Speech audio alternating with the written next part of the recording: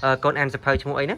cho nó chân sập hơi kia cơ âm nan chia âm nạt ok ta ôn sập bao sập hơi ăn mốc ta ăn pin mất đi កើតក្នុងគ្រួសារខ្មែរត្រកូលកសិករក្រៅតែពីធ្វើស្រែចម្ការចិញ្ចឹមក្រពះគឺមានតែមុខរបរដាក់ទ្រុសដាក់បង្កាយយកត្រីចិញ្ចឹមឆ្នាំង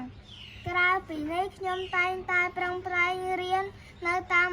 សាលាវត្តនៅក្នុងសហគមន៍របស់ខ្ញុំគ្មានសាលារៀនឡើយគឺមានតែយកវត្តអារាម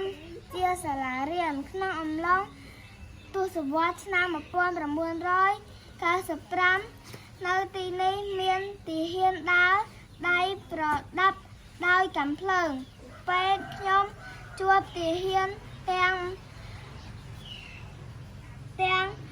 នោះម្ដងខ្ញុំចាស់តែភ័យខ្លាចក្មេងៗក្នុងភូមិទាំងអស់ហើយ